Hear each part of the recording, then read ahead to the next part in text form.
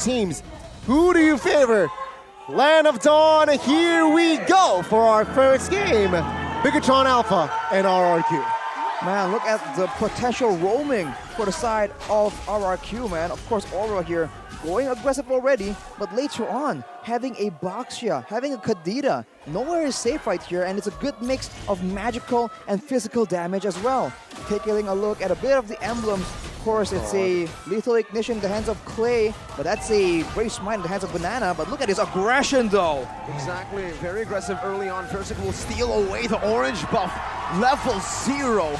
Level 1 technically, Van, he can't go 0, but still, it gives so much more space to Versic, who is again, well, this time a utility jungler, so it's still, though, really good because he can use the mobility to continue to just pressure Aura Fire. This is why Paquito is so prio. Perhaps you have not seen it earlier, but Paquito clears towards the bot side, clears it, gets level 2, and then immediately invade the orange buff of Hayabusa. And of course, with that communication comes in Baksha with that chill unity. It's just all in. Well, talent-wise here, Arashi, what stands out? Well, a lot of tenacities on the side of Aura Fire. They definitely want to sustain through it. It's an Impure Wrath in the hands of Kimura on the Uranus though, so a lot of spam, but look at Skylar just going in aggressive right here, trying to back his teammates up. They're going aggressive, but is the timing correct? The turtle is spawning in 18 seconds, and it seems like Aura Fire are the ones with Prio on the bottom side of the map. They do have Prio, but they don't have one advantage. Versic just comes in and tries by. Oh! Petrified! Play with the first blood. Kimura already getting engaged on now. No consecration, not as much sustain as you would hope for Uranus for now. But look at what they spent though. There's the ulti popped by Versic already, and he used the retribution to steal away the gold buff. If Hai gets a bit lucky here, can make something happen, but Banana is trying to bully him away, man. Violence is the answer. Very good calculation there. First, it does not matter.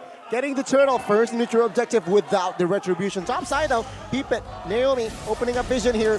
Has the info on Van, so Skylar is rather safe now. Remember, he is rocking that Purify as well, so more sustainability when Hai is engaging. Finds Skylar, he has that security. Well, if you look at the talent predictions by the Samsung Galaxy S23 Series 5G, you can see that the talents still have a lot of faith in the kingdom, but look at that, Clay steals it away, and Aura can't say anything, man. This is insane pressure being exerted by the whole team of RRQ. The Baksha once again, look at what he's able to do onto Van. Hai gets a revenge, but to Versic, it's nothing. It's nothing, completely nothing. Oh, what happens up top? Kabuki gets picked off. The Tiger, now a Prince, and he's popping off. Oh my god, Haya caught low there. 3 levels gap between Hayabusa and Baksha now. Hai trying to tank top side. Well, again, RRQ, 3 minutes in, 2,500 gold lead. Arashi, how are you feeling? I'm feeling great, buddy. Thanks for asking. But right now, we have to be careful because they're winning in the early game, but at what cost, right? They have picks that will assist them in winning the early game. What can they do with that lead? That is what RRQ needs to be asking right now. Do they want to shut down the mid laner, right? Deny the magical damage? Do they want to shut down Kimura before he becomes too tanky? Or do they want to shut down the gold lane and let Skylar dominate? Seems to be shaping in that direction, but Hai is in position. Spotted out by Naomi, and look at what Naomi is doing again, just giving Skylar so much more room in already a good matchup for him up against the Beatrix. RRQ, they have 3 winning lanes technically, and the Baksha is already doing work down below. Oh, some good damage actually from Aura Fire, and let's talk a little bit about this. Focusing mark on the Kufra. Focusing up on the Kufra, I mean, in theory, there's potential there, but it only applies onto one person. You can apply it to the whole team. And so, on a Kufra, for pickoffs, it makes sense. And they are going for a pickoff here, but on the other side, this is the result, man. Man, I mean, a lot of mobility, right, in the side of RRQ. You have the Baksha, you have the Paquito, and as well, on top of that, you have the Kadita, who is just so mobile using his first skill. Now, though, Naomi needs to be careful. Revenge and the rage onto Naomi, now taking a brunt of the damage, able to flicker around. Hai flickers forward as well, but Naomi's able to sustain. Bates Hai and Skylar now coming back. First with the Evo's emote now as he goes on to Hai. And Skylar picks up the kill, shutting Aura Fire's attempt down. Wow, again, RRQ. Ooh, cheeky Van. Will he be able to succeed? It's like, no. Versic still gets the push. Ooh, Good dodge. Banana still hunting for him though. He has the flicker.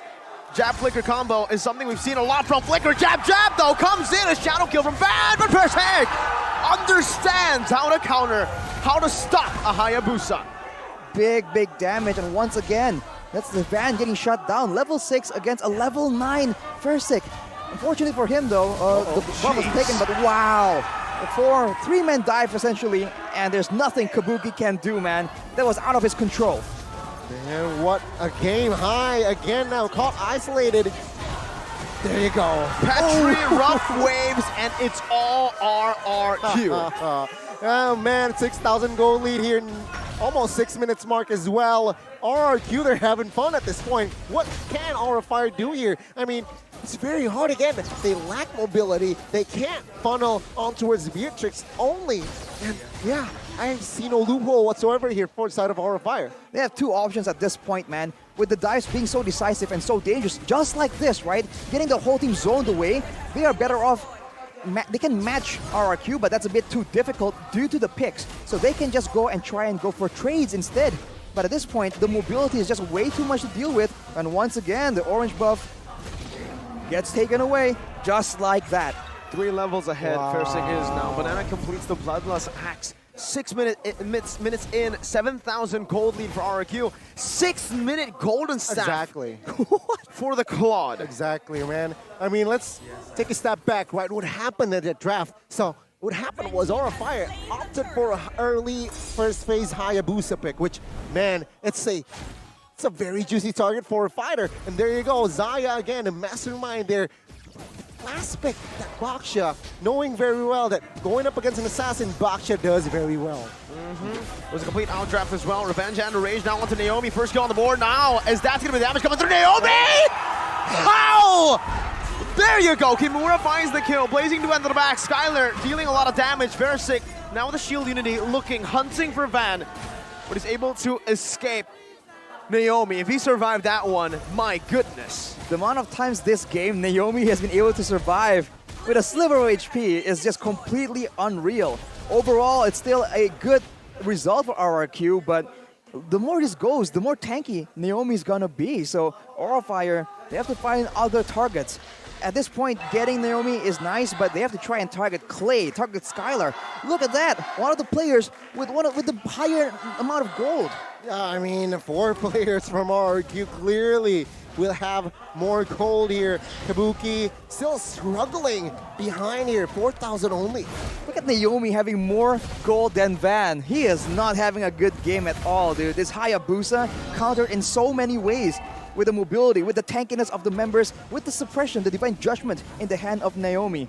Van just seems so powerless in the face of this draft. Just doesn't have a jungle. He does not have a jungle. He's not a jungler, he's a laner at this point. Because he has to ult. Even a shadow kill was used up there just for a cannon minion wave. Not even like, it's a normal wave.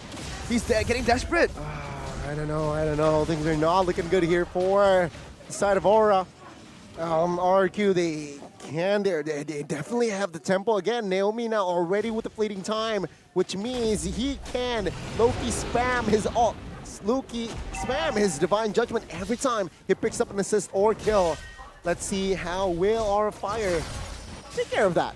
There's a bit of a silver lining here in the fact that Aura Fire still has kept a lot of their turrets. But with the next Lord being picked up by RRQ here most likely, that means that they'll have the sieging power and they're going to knock down a bunch of turrets, and this is Aura Fire in survival mode. They have the Yve, they have the Beatrix, so they have long distance wave clear to try and stall this. But if RRQ manipulate the waves intelligently here, they can push all 3 at once, and Aura Fire, they're going to really struggle to try and do that.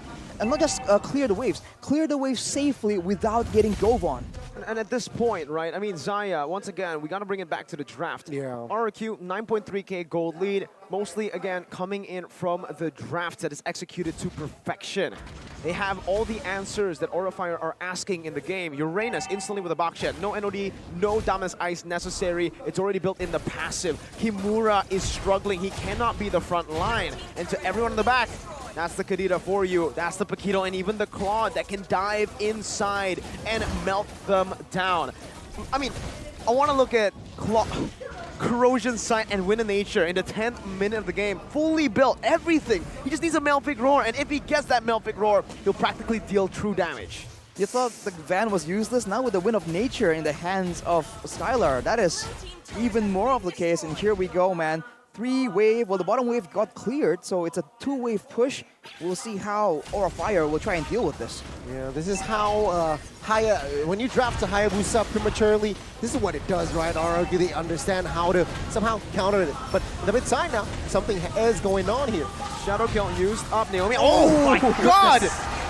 I didn't even get to see Kimura. He just disappeared from the land of Dawn. Look at the movement though. Banana immediately rotates to try and go on the bottom side. But credit to Aura, they have defended and survived with all 3 base turrets still intact. But the problem still remains. They don't have a jungle. Nope, no jungle yet here. I mean, it's just all for RRQ. Skylar, half HP. Needs to be careful there a little. But man, take a look at the hand cam here by Samsung Galaxy S23 Series 5G. Looking clean. Big movements for sure. And if you talk about Skylar here for a bit, you saw that he was so aggressively in the front. Skylar is known to be a bit of a careful gold laner, yet he was able to do so because all he needs to do, right, is make sure that High does not have its engage ready. If he can see that that is the case, there is no threat. Right? The lack of threat from Aura Fire and their willingness to duke it out in the early game is what has landed them in this position. All eyes are on High right now, and even if he wants to catch a prior target, it cannot be Skylar. He is ready with a Purify, and let's take a look at the gold differences by UBS Gold. It is just painful. Kabuki almost double the gold in the hands of Skylar, and of course Van and Fersik, surprisingly not too far, but Fersik is a EXP-based utility tank-ish jungler, so it's not really a fair comparison. And at this point as well, 12 minutes in, I mean, if Aura Fire prolongs this to the later stage of the game, do they even have a chance to come back, to fight back? All their late game heroes have been countered, technically. Technically. But, well, if they play it well enough, again, they have the range, they have the combo, but they also have an assassin, right? In the later stages of the game, an assassin really struggles to find the mark, especially against a team with so much crowd control. So it's tough, but this is MPL, and this is Season 12. Anything is possible, but at this point, you gotta be really optimistic if you think Aura has a, you know, a bit of a, has a, I don't know, a good fighting chance. Yeah, let's not forget it. It's slim, and let's not forget it's 12,000 cap as well, Rashi. Very, very slim to none. But I do understand here, RRQ, if RRQ gets a little bit of overzealous and just, yeah, got wiped, Aura Fire definitely can get back in the game. And now, it seems like with this Lord push here on enhance, well, let's see here what will happen. I feel like the best bet is to try and get a pick off onto Clay, right? Who is a bit more vulnerable right there. But look at the damage though. Kabuki showing his skills right there. But look at the conceal though. Conceal from Naomi. Kimura still in the front right now. High jumps in, but Banana just jumps out. Gets out. Now Naomi's looking for the Divine Judgment. Oh, Flicker. Oh, it's a good winner. Truncheon now as Naomi's going to be targeted down. Van jumps in the Shadow Kill. Is not going to be able to get it. Beautiful Petrify from Clay! Now in the Breath of the Ocean, looking for the burst down onto Sin as he walks him down. Kabuki dealing damage with the Blade Armor from Fersik is doing a lot. Van coming back, but only gets knocked out instantly by Banana. Now Skylar with a Blazing Duet to the back, and RRQ! The doubters be gone. RRQ 1-0. Woo, man.